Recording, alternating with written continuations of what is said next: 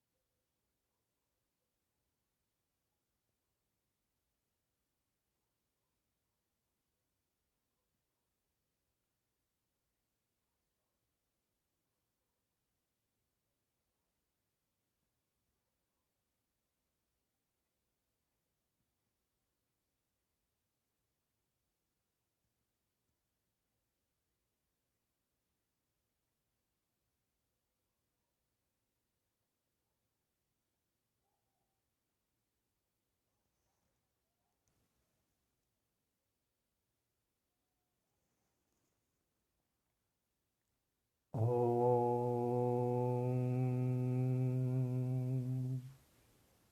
नमः शिवाय। ओम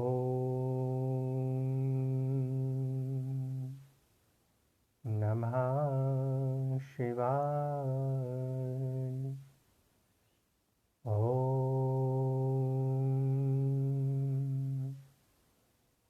नमः शिवाय।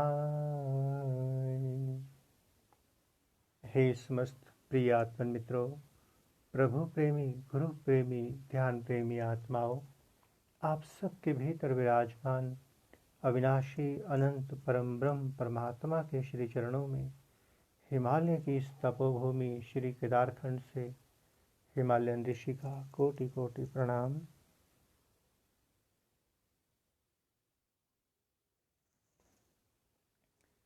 आइए प्यारे साथियों, प्यारे मित्रों, सभी ध्यान मंदिर की ओर चलें और ध्यान मंदिर में प्रवेश करने से पहले नित्य प्रति की तरह जो जो संसार ने हमें दिया वो वापस गेट पे छोड़ देते हैं, मंदिर में नहीं लेके जाएंगे।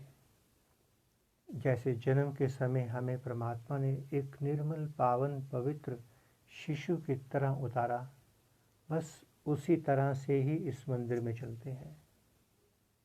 अपनी सब पहचान, अपने सब इष्ट देव, अपने समस्त गुरुदेव, समस्त माता पिता, सारी जानकारियाँ, ज्ञान विज्ञान, मंत्र तंत्र यंत्र सब बाहर छोड़ देना, केवल अकेले प्रवेश करना, अकेले। आइए आइए भीतर चलें।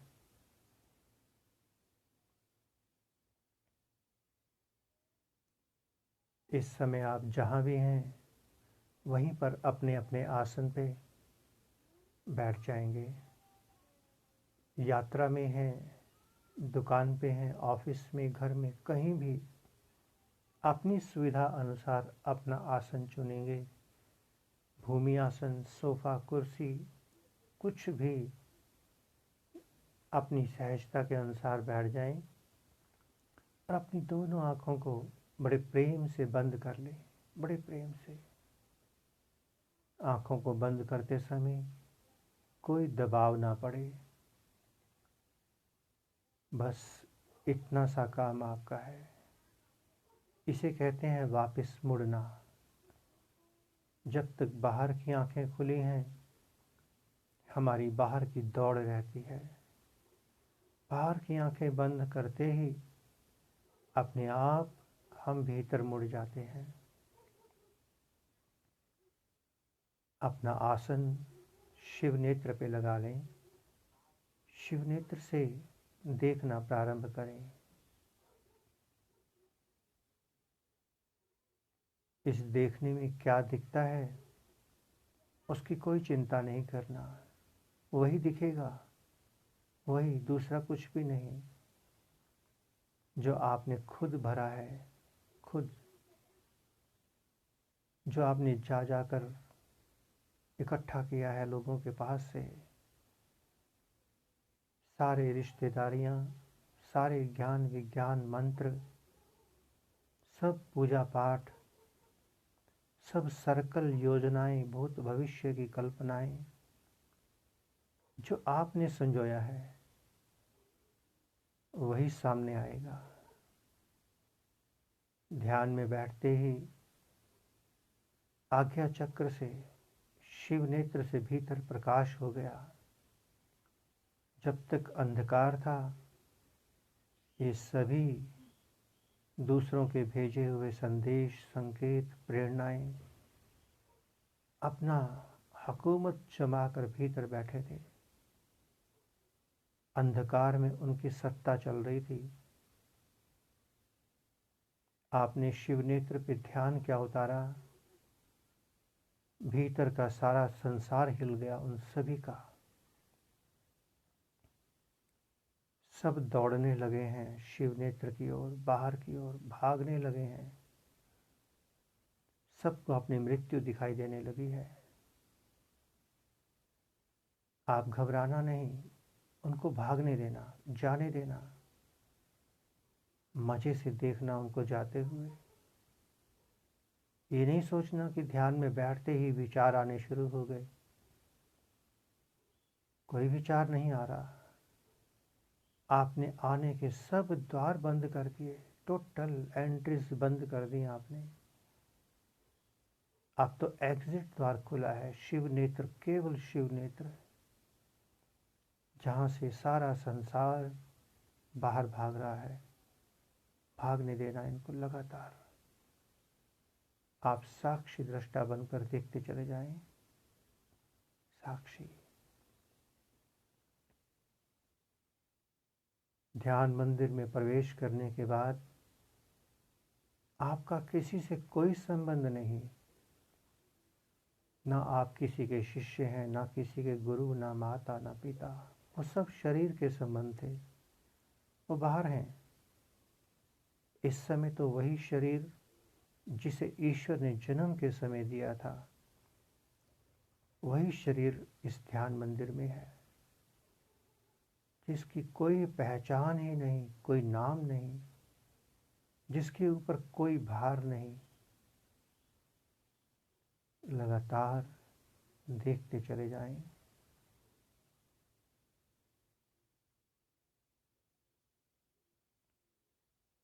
इस समय हिमालय की अद्भुत ऊर्जा हम सब पर बरस रही है, अकारण बरस रही है। हमने कोई तप नहीं किया, कोई पूजा पाठ बंदगी कुछ कमाई नहीं, फिर भी परमात्मा की अपार कृपा, हिमालय के ऋषियों मुनियों की कृपा बरस रही है, अकारण बरस रही है।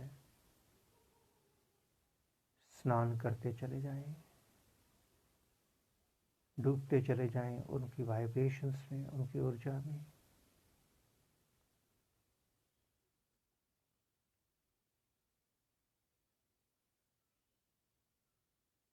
ध्यान के समय आज्ञा चक्र पे कोई दबाव नहीं डालना, जोर नहीं लगाना, वरना सिर में दर्द हो जाएगा। भ्रिकुटी पर त्योड़ियां नहीं पड़नी चाहिए। बस आप देखते चले जाएं। कोई सहारा मत लेना, किसी मंत्र का, प्राणायाम का, कोई सहारा नहीं चाहिए।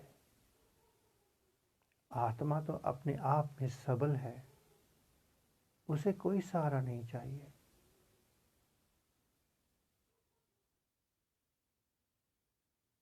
आराम से बैठना, बिल्कुल आराम से। बैठने में यदि थकावट हो जाए, एकदम से आसन बदल लेना। चेतना शरीर की तरफ ना आए, शरीर पे मत लौटने देना चेतना को। कहीं पाँव में दर्द हो जाए, टांगें सोनी शुरू हो जाएं, फिर ध्यान उस पर चला जाएगा। ये अवसर ही नहीं देना। रिलैक्स बैठना। चौकड़ी लगा कर ना बैठा जाए, टांगें सीधी करके बैठ जाना। दीवार का सहारा ले लेना, कुर्सी का सहारा, क्योंकि ध्यान तो भीतर का विषय है, सूक्ष्म शरीर का। स्थूल शरीर तो माध्यम मात्र है, इसकी कोई चिंता नहीं करना। नहीं सोचना कि गर्दन सीधी हो, कमर सीधी हो, अकड़ के बैठना है।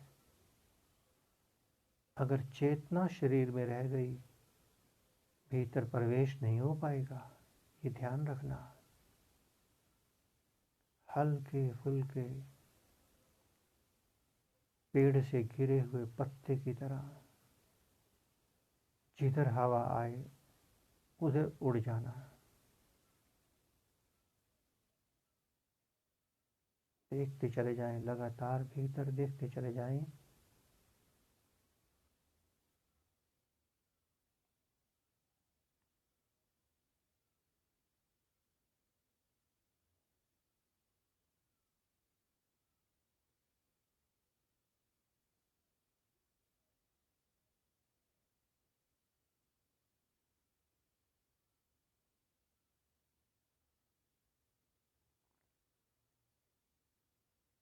भीतर और बाहर की प्रकृति पूरा आनंद बरसा रही है। आनंद मगन हो जाना। देखते चले जाएं शिव नेत्र से।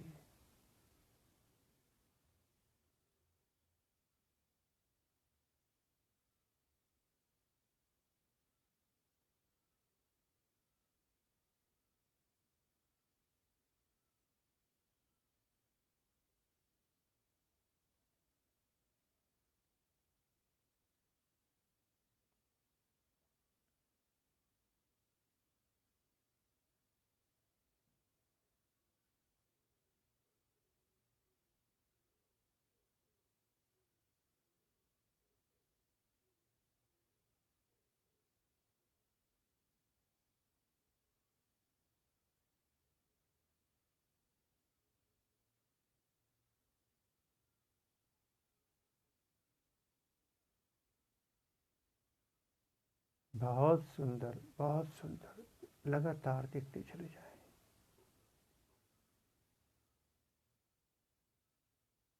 उस परम ब्रह्म परमात्मा की कृपा का आनंद लें। हिमालय की ऊर्जा में स्नान होता चला जाए, भीतर पवित्र होता चला जाए। अगर आप इस ऊर्जा में स्नान कर गए, समस्त संकीर्णताएं, समस्त कमियां, विकार विदा हो जाएंगे। विराट हो जाएंगे आप, विराट। देखते चले जाएं शिव नेत्र से। बहुत सुंदर, बहुत सुंदर।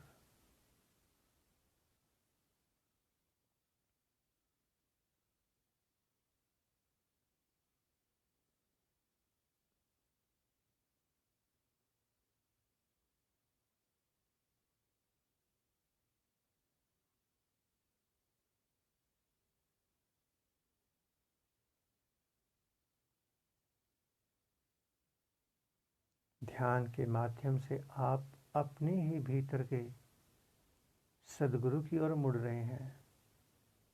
आपके भीतर बैठा है सदगुरु आपका। बाहर मार्गदर्शक हैं, केवल पथ प्रदर्शक, इससे अधिक नहीं है। आपको संभालने वाला सदगुरु माँ कुंडलिनी शक्ति आपके ही भीतर है। बाहर केवल इशारे हैं, इशारे। भीतर मुड़ते चले जाइए, भीतर।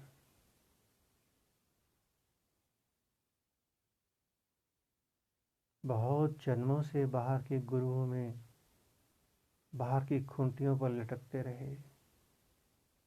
भीतर तो सदगुरु बैठा है, उसकी ओर कभी दृष्टि नहीं गई। भीतर परमात्मा बैठा है, उसकी ओर आंख ही नहीं गई।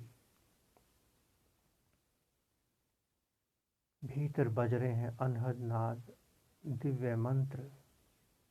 भीतर आपका सदगुरु आपके लिए दिव्य ज्ञान का, अमृत का खजाना लिए बैठा है।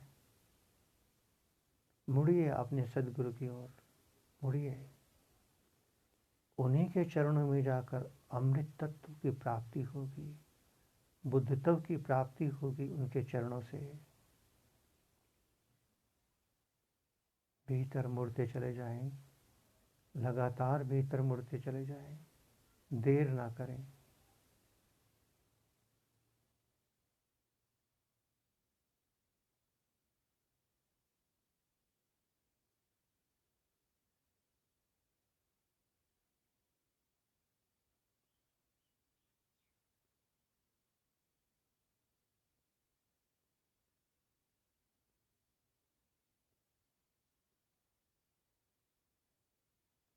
इस समय हमारे और आपके मध्य में स्वयं परमात्मा विराजमान है। हम अपनी ड्यूटी कर रहे हैं। आप कितने ईमानदार हैं अपने प्रति, ये परमात्मा देख रहा है। परमात्मा देख रहा है। पूरी ईमानदारी से भीतर चले जाना, छोड़ देना बाहर के सब गुरुओं को, संबंधों को छोड़ देना। ये आपको छोड़ देने वाले हैं, आपका साथ नहीं देने वाले। भीतर और भीतर।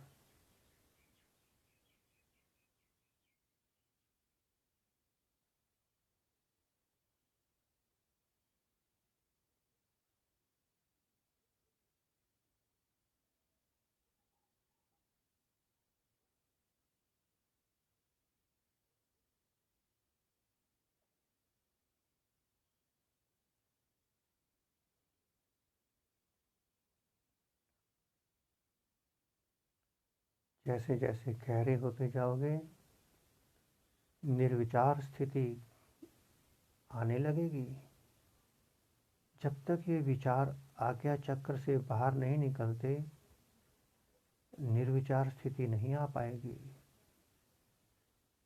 आप कितना ध्यान में उतर सकते हैं, कितना शिव नेत्र पे उतर सकते हैं, कितनी ईमानदारी से उतर सकते हैं, ये आप पर निर्भर है। ये मुझ पर नहीं, आप पर निर्भर है। हम केवल चोट करते रहेंगे शब्दों की, इससे अधिक हमारे बस में भी नहीं। देखते चले जाएं, लगातार देखते चले जाएं।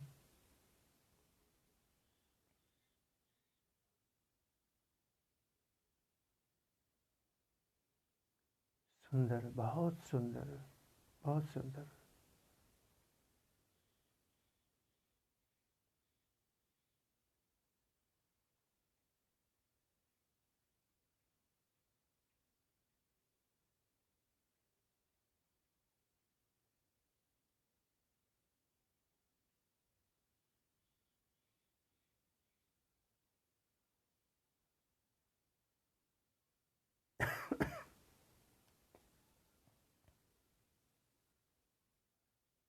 हम सब के भीतर की ऊर्जा ऊर्ध्वगामी हो रही है। ऋषियों मुनियों की ऊर्जा से हमारी ऊर्जा ऊपर को खींचती चली जा रही है, अपने आप आकर्षित हो रही है ऊपर की ओर। होने देना, बहुत सौभाग्य की बात है। लगातार होने देना।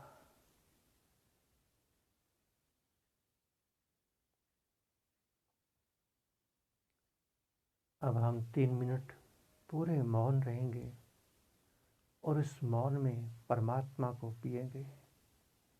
उसके बाद निकलेंगे ध्यान मंदिर से बाहर।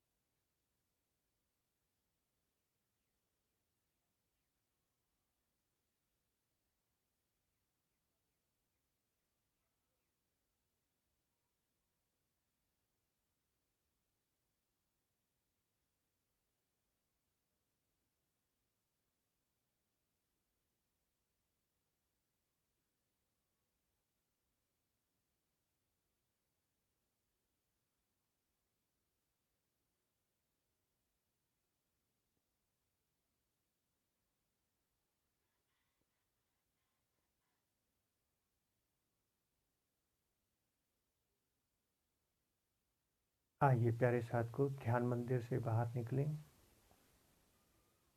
अपनी दोनों हथेलियों को रगड़कर अपने मुखमंडल पर फेर लेंगे।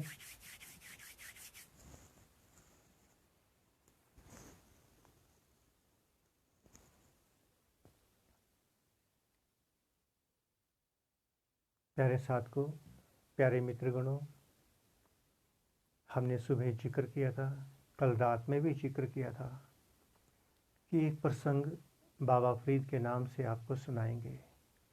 उसको सुनाने के पीछे एक कारण है। कारण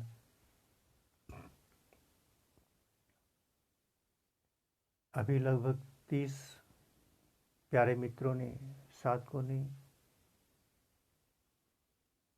इष्ट देव दीक्षा लेने का विचार बनाया है। ये प्रोसेस गुरु के रूप में कैसा होता है, थोड़ा समझने के लिए, जानकारी के लिए ये हम प्रसंग सुनाने जा रहे हैं। हालांकि ये प्रसंग एक बार पहले भी सुनाया था हमने, फिर भी विशेष अवसर परमात्मा ने प्रदान किया है तो सुनाते हैं। उसको सुनने के बाद हो सकता है कि सभी 30 के 30 साधक इस इष्ट देव मंत्र दीक्षा को प्राप्त करें, और हो सकता है 30 में से 30 के 30 ही वापस चले जाएं। पूरी संभावना है। और यदि चले जाते हैं, परमात्मा की अपार कृपा होगी, अपार कृपा। और यदि वो रुक जाते हैं तो उनका भाग्य है। एक बात, इस प्रसंग को शुरू करने से पहले, जो देना जानता है परमात्मा उसी को देता है, और जो लेना जानता है उससे परमात्मा सब ले लेता है। ये प्रकृति का नियम है। जो दाता बनकर जीता है, परमात्मा उसकी झोली को सदा भर के रखता है। और जो केवल लेना ही जानता है, परमात्मा उसकी झोली से सब ले लेता है, सब। इसलिए हम सभी साधकों को विराट होकर जीना है, आकाश होकर जीना है। तुझ्यं वस्तु गोविंदम तुभ्यमेव समर्पये। प्यारे साधकों, इस अस्तित्व में जितनी भी नारी शक्ति हैं, माताएं हैं, हम माँ उसी को कहेंगे जो माँ प्रेम की मूरत है। शेष तो नारियां हैं। जन्म लेना, जन्म देना और फिर मर जाना, ये इंसान का गुण नहीं है, इंसान का गुण नहीं है। ठीक इसी प्रकार से इस धरा पर अनेकों गुरु हैं, अनेकों गुरु। किंतु जो गुरु भीतर से प्रेम की मूरत नहीं है, उसके भीतर से परमात्मा कैसे छलक सकता है। अनेकों नारियां माँ का रूप धारण करती हैं, माताएं बनती हैं, किंतु उनके भीतर से प्रेम का प्रवाह नहीं बहता, मोह का प्रवाह बहता है, मोह का। ऐसे ही गुरुओं की स्थिति है, क्योंकि जहाँ जहाँ प्रेम बहेगा, प्रेम का तो अर्थ ही है त्याग, केवल त्याग, समर्पण। तुझ्यं वस्तु गोविंदम तुभ्यमेव समर्पये। प्रेम का अर्थ है त्याग, लौटा देना प्रभु को, उसका दिया हुआ उसी को वापस कर देना, स्वतंत्र कर देना, स्वतंत्र हो जाना, आकाशवत हो जाना है। प्रेम का सिद्धांत है। और मोह का सिद्धांत है बंध के रहना, बांध के रखना, अर्थात पशुवत जीवन। एक अद्भुत माँ हुई, अनेकों माएँ हुई धरती पर, अनेकों। उनमें एक माँ का जिक्र आता है, फरीद की माँ। आप सबने ये प्रसंग सुना होगा, पंजाब की कहानी है। ऐसा नहीं कि ये सैकड़ों साल पुरानी, नई कहानी है, बहुत पुरानी नहीं है। हम कहें कि द्वापर त्रेता युग की बातें हैं, श्रद्धा से माननी चाहिए, नहीं, प्रैक्टिकल बात है। एक माँ हुई फरीद की। माँ प्रेम की मूरत थी, परमात्मा का अवतार थी, भीतर से जागृत थी। और जो माँ जागृत है, वो अपने संतान को चारपाई से तो नहीं बांध सकती, वो भी अपनी संतान को आकाश की तरह विराट करना चाहेगी कि मेरी संतान आकाश की तरह हो जाए। उस माँ ने उस माँ के भीतर एक ममता थी, प्रेम था, वात्सल्य था परमात्मा का। उसने सोचा, जैसे आज की माँ सोचती है कि मेरा बेटा डॉक्टर, इंजीनियर, साइंटिस्ट कैसे बने, क्या कर दूं उसके लिए। उस माँ ने सोचा कि मेरा पुत्र परमात्मा कैसे हो जाए, कैसे, क्या विधि लगाई जाए, क्या जुगाड़ लड़ाया जाए। जिस माँ ने जन्म दिया होता है, उस माँ को अपने बच्चे के बारे में पता होता है कि इसे कैसे मोल्ड करना है। उस छोटे बच्चे को, जैसे कि अक्सर बच्चों को, आज के बच्चों को मीठे का, चॉकलेट का बहुत शौक़ है। उस समय चॉकलेट शायद नहीं रहती होगी, उस समय गुड़ का समय था। माँ क्या करती, सोने से पहले बच्चे को कहती कि फरीद, तेरे को मीठा बड़ा पसंद है ना, गुड़ बहुत पसंद है। और छोटा बच्चा, हाँ माँ, मुझे तो मीठा तो बड़ा अच्छा लगता है, गुड़ खाने को मन करता है। माँ ने उसे कहा, देख, वो जो भगवान है ना, भगवान, सोने से पहले उसको प्रार्थना कर दे कि जब मैं सुबह उठूं मुझे गुड़ मिलना चाहिए खाने को। तो छोटा बच्चा कहता, माँ अगर मैं कहूँगा तो वो मेरी बात मान लेगा। माँ कहती, हाँ पक्का, 100%। वो भगवान तो मानता ही है सबकी, वो मेरी भी मानता है, तेरी भी मानेगा। तो बच्चे के भीतर एक दृढ़ संकल्प, विश्वास, श्रद्धा भर दी गई उस अनंत के प्रति। बच्चे ने सोने से पहले भगवान से कहा कि हे भगवान जी, मुझे मीठे का बड़ा शौक़ है, जब सुबह उठूं गुड़ दे देना खाने को। कह करके वो सो गया। माँ ने उसके सिरहाने के नीचे गुड़ रख दिया। सुबह उठा, माँ कहती, देख, भगवान ने कहीं गुड़ तो नहीं रखा तेरे लिए। तो माँ ने सिरहाना हटाया, नीचे गुड़ की एक भेली रखी थी, ढेली। फरीद तो बड़ा ही खुश हो गया, वाह। तो कहता, माँ ये तो बड़ा चमत्कार हो गया। उसने गुड़ उठाया और खाया मज़े से, खूब मज़े से। फरीद की माँ कहती, बेटा रोज भगवान से कहना, सोने से पहले रोज कहना, रोज देगा वो। 2-3 दिन जब उसे रोज गुड़ मिलने लगा, उसका विश्वास प्रगाढ़ हो गया।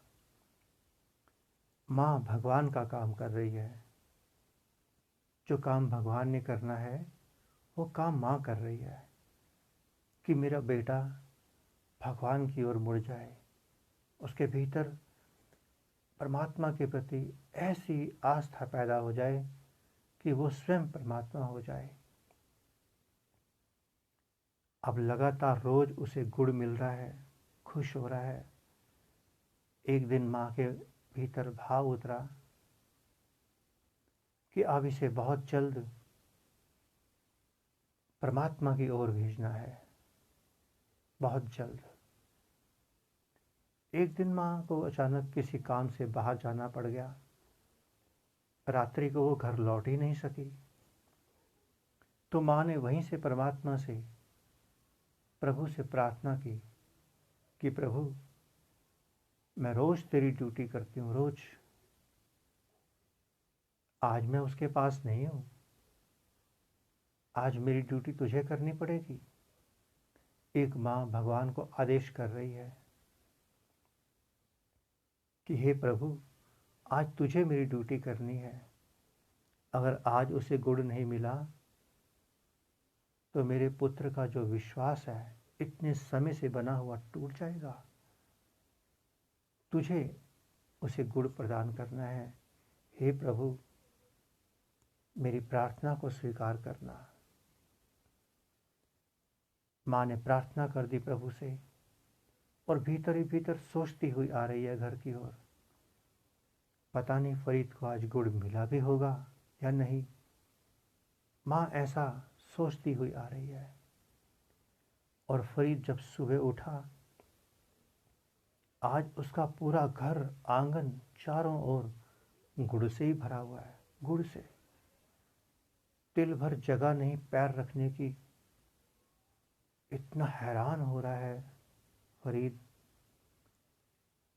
कि जैसे ही माँ आएगी मैं माँ को बताऊंगा कि देख माँ, आज तो कितनी प्रभु की कृपा बरस गई।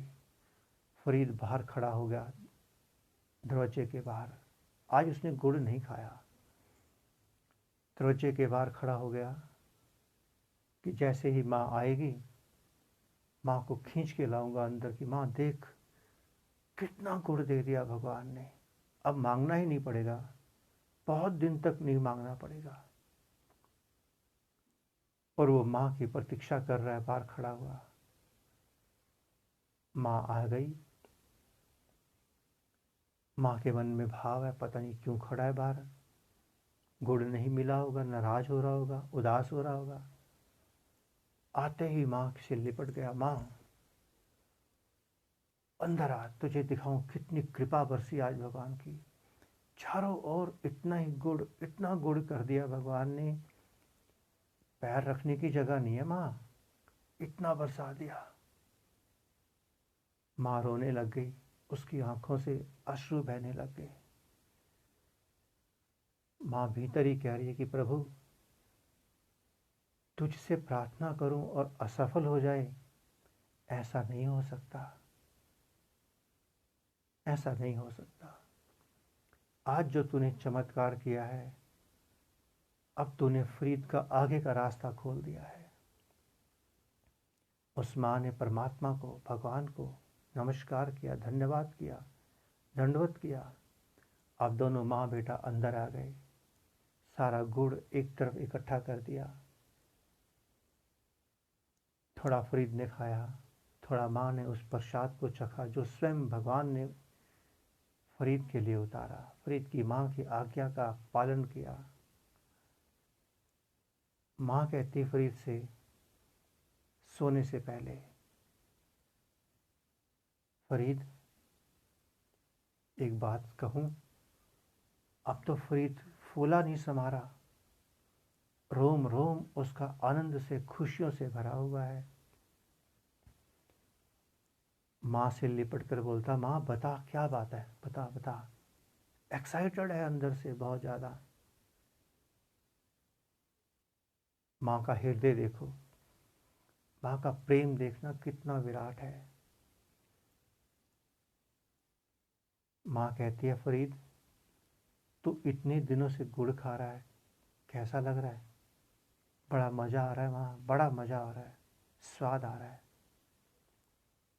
माँ कहती है, फरीदा उस भगवान के पास ना इस गुड़ से भी मीठी एक चीज़ है। फरीद कहता, माँ तूने इतने दिनों से बताया ही नहीं मेरे को कि गुड़ से भी मीठा कुछ है उसके पास। माँ कहती कि फरीद तूने खाना है? फरीद कहता, हाँ हाँ हाँ माँ, मीठे का तो मैं शौकीन हूँ। माँ मुझे मुझे वो चीज़ बता क्या है, मुझे चाहिए। छोटा बच्चा था, जिद करने लग गया माँ से। बस इस पल की उस माँ को प्रतीक्षा थी, इस पल की। माँ कहती, बेटा वो चीज़ इस घर में नहीं देगा भगवान। फरीद कहता, माँ कहाँ मिलेगी? मैं वहाँ जाऊँगा, तो मुझे बता कहाँ मिलेगी। माँ कहती, फरीद कल सुबह तू इस जंगल की ओर चला जा, घर से निकल जा, चलते जाना, लगातार चलते जाना। उस जंगल में तुझे कोई साधु महात्मा मिल जाएगा, उससे पूछना, वो तुझे बताएगा। अब फरीद के भीतर माँ रूपी गुरु ने एक दृढ़ संकल्प, दृढ़ विश्वास, दृढ़ श्रद्धा पैदा कर दी। उस गुरु ने, माँ रूपी गुरु ने प्रेम की मूर्ति ने। फरीद कहता, माँ अभी निकल जाऊं? माँ कहती, जैसी तेरी इच्छा, जैसी तेरी इच्छा। अगर तू अभी निकलना चाहता है रात्रि में, निकल जा। क्यों प्रतीक्षा करनी है सुबह की? निकल जा, अभी निकल जा। फरीद ने माँ के चरण छुए, गले से मिला। उस माँ की ममता ने, उस प्रेम की मूर्त ने, उस माँ रूपी गुरु ने अपने शिष्य को, फरीद को गले से लगाया, सिर पे हाथ रखा, आशीर्वाद दिया, जा फरीद, तेरी इच्छा पूर्ण हो, तेरी इच्छा पूर्ण हो। और फरीद, तब तक नहीं लौट के आना जब तक तू वो खा ना ले। ठीक है माँ, मैं तभी लौटूंगा जब मैं उसे खा लूँगा, तेरे लिए भी लेके आऊँगा। ठीक है। माँ का आशीर्वाद पाकर वो फरीद रात में ही निकल गया। चलता गया, चलता गया, 10-20 मील, न जाने कितना, जंगल की ओर। माँ आनंद से नाच रही है कि मेरे पुत्र को आत्मा अनुभूति होनी है, उसके भीतर परमात्मा उतरेगा। माँ नृत्य कर रही है, अफसोस नहीं कर रही, नृत्य कर रही है। फरीद जंगल की ओर चलता जा रहा है, चलता जा रहा है। रात के 3-4 बजे के आसपास परमात्मा ने एक साधु को उतारा उस जंगल में। ओ बच्चे, कहाँ जा रहा है रात के समय? कहाँ जा रहा है? रोका उसे माँ की बात याद आ गई, साधु मिलेगा। उसने उस साधु बाबा के चरण पकड़ लिए कि हे गुरुदेव, हे भगवान, हे महात्मा, मेरी माँ ने कहा था तू जंगल में जा, तुझे एक महात्मा मिलेगा, साधु मिलेगा, जो तुझे बहुत मीठी वस्तु प्रदान करने का मार्ग देगा। वो स्वयं भगवान का अवतार थे, महात्मा बन के आए थे। उस महात्मा ने कहा, बेटा तेरा नाम क्या है? कहता, मेरा नाम फरीद है। फरीद, मेरी माँ ने मुझे भेजा है, मेरी माँ ने, मेरी माँ बड़ी प्यारी है। अच्छा, क्या कहा माँ ने? माँ ने कहा कि गुड़ से भी मीठा कुछ है। ये तो नहीं बताया क्या है, पर बताया कुछ है कि तू जंगल में जा, वहीं तेरे को महात्मा मिलेंगे, वही तेरे को रास्ता देंगे आगे का, वही बताएंगे। तो हे महात्मा, हे गुरुदेव, मुझे उस वस्तु को प्राप्त करना है जो गुड़ से भी मीठी है। फरीद, तू सच में उसको चाहता है? उसने कहा, हाँ, मैं तो अब उसे प्राप्त किए बिना नहीं रहूँगा। महात्मा ने कहा, फरीद, थोड़ा और आगे जा, वृक्ष के नीचे बैठ जा, ये है मंत्र, इसका जप कर, खूब जप कर, लगातार उसका जप करता चला जा, करता चला जा। ये उस भगवान का नाम है। भगवान प्रसन्न होकर प्रकट होंगे, तेरे को वही मीठी चीज़ देंगे जो तू चाहता है। उस महात्मा ने आशीर्वाद दिया। भीतर श्रद्धा तो थी ही, संकल्प भी था। आगे गया, एक वृक्ष के नीचे बैठ गया, लगातार उस महात्मा के दिए हुए मंत्र का जप करता जा रहा है। ध्यान में बैठ गया, मंत्र जप और ध्यान शुरू हो गया। करते करते करते उसे 12 वर्ष हो गए। 12 वर्ष। एक दिन इतनी मस्ती में जप कर रहा था, अब भगवान ने कहा कि इसकी परीक्षा भी तो ली जाए कि भीतर कितना ट्रांसफॉर्मेशन हुआ, केमिकल कितना चेंज हुआ। उस आकाश पर, उस वृक्ष पर अनेकों चिड़ियाँ बैठी थी। उन चिड़ियों ने खूब शोर करना शुरू कर दिया, एक्सट्रीमली डिस्टर्बेंस क्रिएट कर दी। अब उसका ध्यान भंग होने लगा फरीद का उस पक्षियों की आवाज़ों से। भीतर डिस्टर्ब हो गया। उसके भीतर से भाव निकला, तुम इतना डिस्टर्ब कर रहे हो मेरे को, तुम सब मर जाओ। सब चिड़िया मर के नीचे गिर गई। फरीद को लगा, ओहो हो, 12 साल की साधना और उसका मैंने ये काम कर डाला। प्रायश्चित रोने लगा भीतर से, विनती करने लगा, प्रभु प्रभु मुझसे गलती हो गई, मुझे माफ़ कर दो, इन सबको जिंदा कर दो। सब चिड़ियाँ जिंदा हो गई, उड़ने लगी, चली गई। और उसके भीतर एक भाव पैदा हुआ, जैसा मेरे जैसे अहंकारी के भीतर पैदा होता है। मार भी सकता हूँ मैं, मेरी ऊर्जा से कोई भी मर सकता है और मेरी ऊर्जा से जिंदा भी हो सकता है। मैंने सबको मार भी दिया, सबको जिंदा भी कर दिया। मेरी साधना सफल हुई। चलो अब माँ की ओर चला जाए। चल पड़ा। किंतु अभी तो साधना की शुरुआत हुई थी। अभी 5-7 किलोमीटर चला था। गर्मी पड़ रही थी, दिन का समय था। नाश्ता हुआ, मन में जा रहा है, माँ को बताऊंगा ऐसी घटना हुई, कितना प्रसन्न होगी मेरी माँ। 5-7 किलोमीटर के बाद उसने देखा एक बुढ़िया कुएं से पानी निकाल निकाल कर बाल्टियाँ नीचे गिराई जा रही है। उसने कहा, ओ बुढ़िया, मुझे प्यास लगी है, पानी पिला। अहंकार तो पैदा हो ही गया था साधना से। साधना से, ध्यान से अहंकार पैदा होगा, अवश्य होगा, अवश्य होगा। ओ बुढ़िया, पानी पिला, मुझे प्यास लगी है। उस बुढ़िया ने उसकी ओर देखा तक नहीं, बिल्कुल नहीं देखा, रत्ती भर इग्नोर कर दिया। उसने फिर 5-10 बाल्टियां पानी की निकाल नीचे गिरा दी। फरीद को क्रोध आ गया भीतर, बुढ़िया तू मुझे जानती नहीं है, मैं कौन हूं? बुढ़िया पल भर के लिए रुकी, कहती, फरीद कांप गया कि इसे मेरा नाम कैसे पता। बुढ़िया कहती, फरीद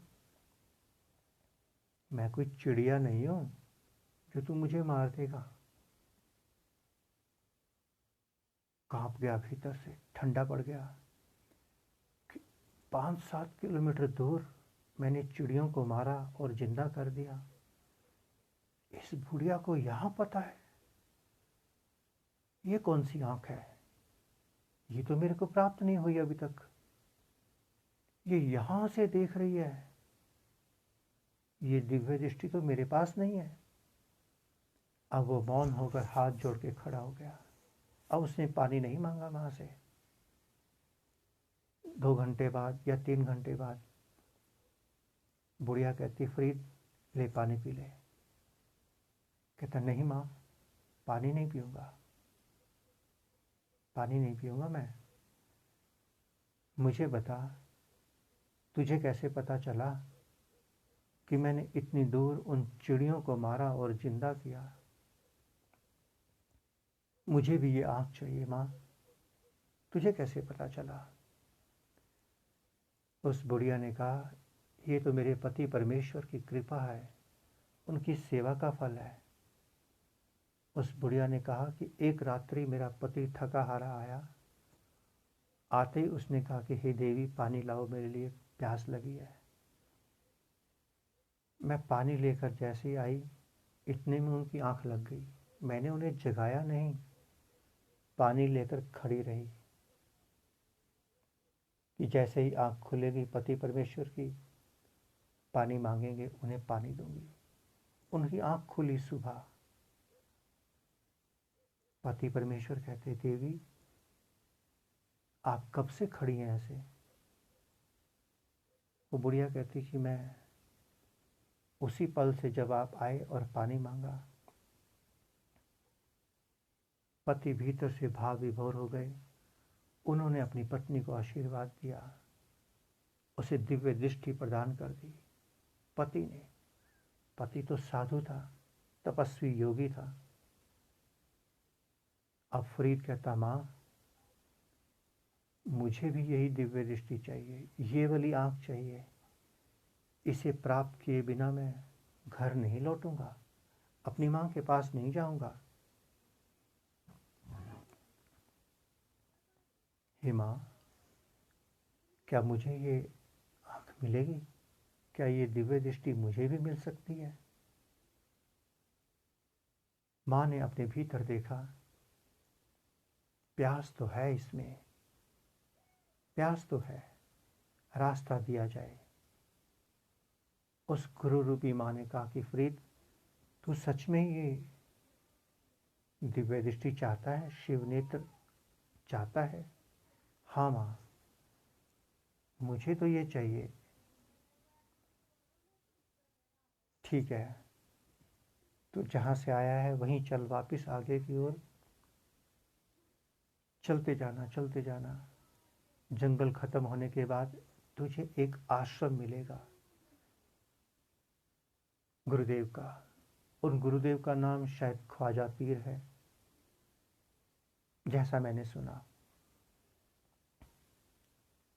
ये उनसे जाके मिलेगा, ये उनके पास है, वही देंगे तुझे, मैं नहीं दे सकती। उसने माँ को प्रणाम किया, आशीर्वाद दिया, जल नहीं पिया, अपनी प्यास को लेकर आश्रम की ओर चल पड़ा। और आश्रम में बैठा महात्मा संत सदगुरु नृत्य कर रहा है। आज कोई फकीर मेरे द्वार पे आने वाला है, मेरी ओर आ रहा है। क्योंकि जब किसी संत के पास कोई सच्चा साधक आता है, संत को भी पंख लग जाते हैं। नृत्य करता है संत, फकीर मस्ती में नाच रहा है, और इधर फरीद दौड़ता हुआ उस संत के पास पहुंच गया। शाम हो गई पहुंचते पहुंचते। जाकर प्रणाम किया, चरण पकड़ लिए कि प्रभु, क्या आप मुझे अपना शिष्य स्वीकार करेंगे? संत ने कहा, शिष्य होने से पहले शिष्य की परीक्षा होगी। अगर तुम उस परीक्षा में पास हो गए तो तुम्हें शिष्य स्वीकार कर लेंगे। उसने कहा, गुरुदेव परीक्षा प्रारंभ कीजिए, मैं तैयार हूं। गुरुदेव ने कहा कि आज से आपकी एक ड्यूटी है, आप इस ड्यूटी को करते चलें। जब आप इसमें पास हो जाएंगे, आपको शिष्य स्वीकार कर लिया जाएगा। उसने नहीं पूछा कितना समय लगेगा। प्यासे को तो प्यास से मतलब है, समय से नहीं। उसने कहा, गुरुदेव क्या ड्यूटी है? गुरुदेव ने कहा कि रोज सुबह 4 बजे मुझे स्नान करना है गर्म पानी से।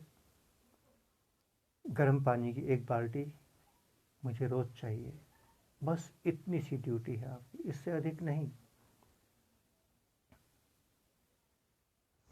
जो आज्ञा गुरुदेव। अब उसने लगातार रोज 4 बजे गुरु को स्नान करना है। उससे पहले ही आश्रम में आग जलाना, गर्म पानी करना और 1 बाल्टी तैयार करके रख देना गुरुदेव के स्नान के लिए। ऐसे करते करते 12 वर्ष होने वाले हैं। 1 दिन शेष रह गया, केवल 1 दिन। गुरुदेव ने कहा कि आज इसकी परीक्षा होनी चाहिए। रोज रात को 12 बजे उठ जाता था, अपना ध्यान भजन करना, प्रतीक्षा करना 4 बजे की कि मैंने गर्म पानी देना है। 12 बजे के आसपास खूब तूफान चला, बारिश हुई। अग्नि बुझ गई आश्रम की। जिस अग्नि से उसने पानी गर्म करना था, चिंतित हो गया, चिंतित हो गया। आश्रम में आग नहीं है। उसने कहा कि मुझे आग का बंदोबस्त करना है, कुछ भी हो जाए। दौड़ता हुआ चला गया। 2-3 किलोमीटर दूर एक घर था। नॉक किया उसने, दरवाज़ा खोला। 1 बजे का समय। देखा, वो घर वैश्या का था। वो वैश्या उस गुरु की शिष्या थी, गुरु के आश्रम में आती थी। वैश्या कहती, फरीद, इतनी रात को तू मेरे द्वार पे? वैश्या भी भीतर से आत्मज्ञानी, दिव्य दृष्टि रखने वाली थी। सब गुरु की लीला चल रही थी, परमात्मा की लीला। इतनी रात के तू मेरे द्वार पे, क्या काम पड़ गया अचानक? फरीद कहता है, देवी, हमारे आश्रम में अग्नि बुझ गई है और गुरुदेव को सुबह गर्म पानी से स्नान करना है। जल्दी से मुझे थोड़ी आग चाहिए ताकि आश्रम में जाऊं और आग जलाऊं, पानी गर्म करूं। वैश्या ने कहा कि फरीद, गुरु के द्वार पे मुफ्त मिलता होगा सब कुछ, मेरे द्वार पे कुछ मुफ्त नहीं मिलता, कीमत अदा करनी पड़ेगी। फरीद कहता, जल्दी से बताओ कि क्या कीमत है, जल्दी से। वो वैश्या कहती कि फरीद, तेरी एक आंख चाहिए, एक आंख। फरीद कहता, लाओ चाकू। वैश्या चाकू लेके आई। उसने अपनी एक आंख निकाली, अपने हाथ पे रखी और उसे दे दी। और वैश्या ने उसको एक कपड़ा दिया। फरीद कहता कि एक कोई कपड़ा चाहिए आंख में बांधने के लिए। गुरुदेव को पता नहीं चलना चाहिए, उन्हें बहुत कष्ट होगा ये जानकर। वैश्या ने एक कपड़ा दिया, उसने अपनी आंख पे पट्टी बांध ली। दौड़ता दौड़ता आया, आग जलाई, स्नान हुआ गुरुदेव का। उसके बाद सत्संग में सभी बैठ गए। वो भी पीछे पीछे बैठ गया, जैसे रोज बैठता था, सबसे पीछे बैठा है। सत्संग शुरू हो गया।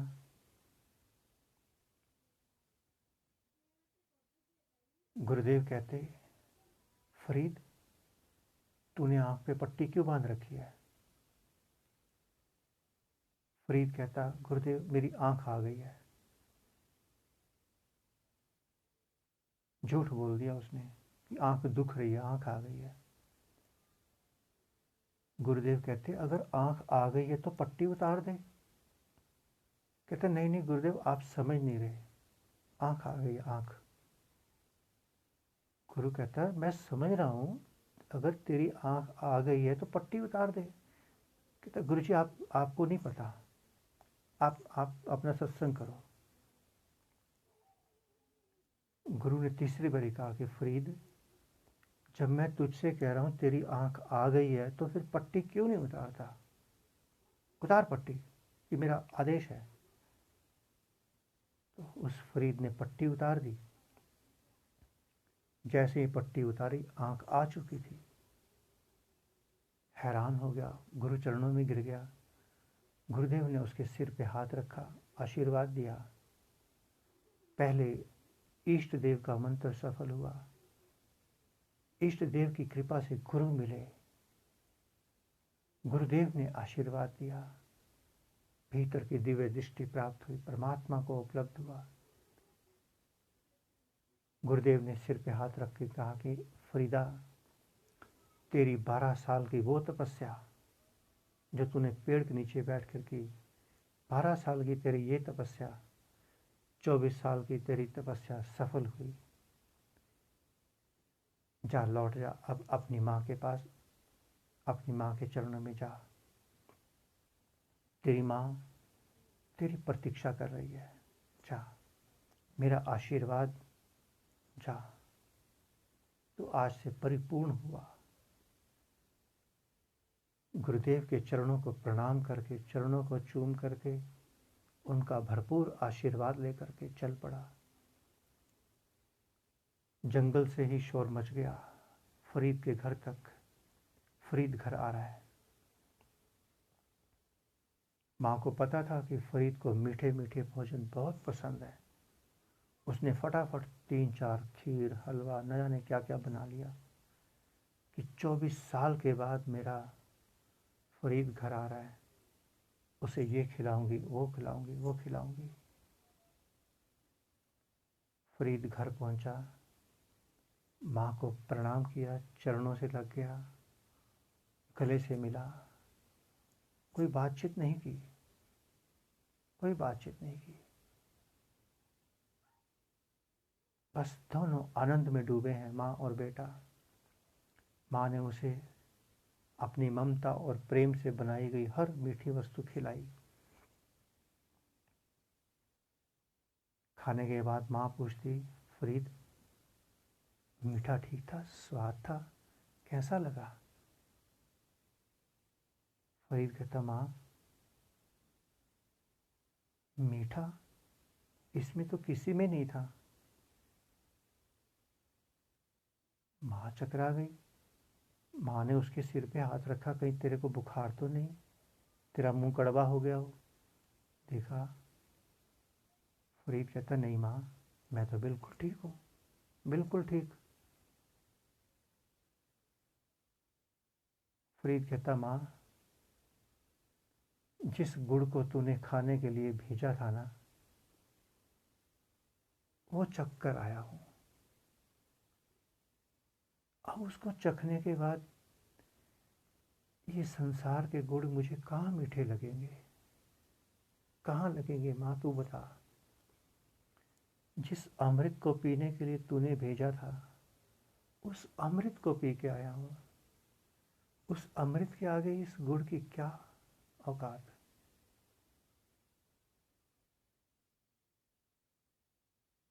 फरीद को माँ ने अपने गले से लगा लिया। दोनों प्रेम में डूब गए, दोनों प्रेम में। प्यारे साथियों, प्यारे मित्रों, इस प्रसंग का केवल एक ही अर्थ है, जो देना जानता है वही दे सकता है। जो केवल लेना जानता है उसको कुछ नहीं प्राप्त होता। एक माँ जो जन्म देती है, जो देना जानती है, जिसने अपने भीतर प्रेम को उतार करके अपने पुत्र को आशीर्वाद दिया, गुरु बनकर तू तप करने जा। उसी माँ की कृपा से उसे संत मिले। संत ने दिया, इष्ट देव का मंत्र दिया। संत की कृपा से सदगुरु मिले। सदगुरु ने कृपा बरसाई तो भीतर परमात्मा प्रकट हो गया। तो प्यारे साथियों, प्यारे मित्रों,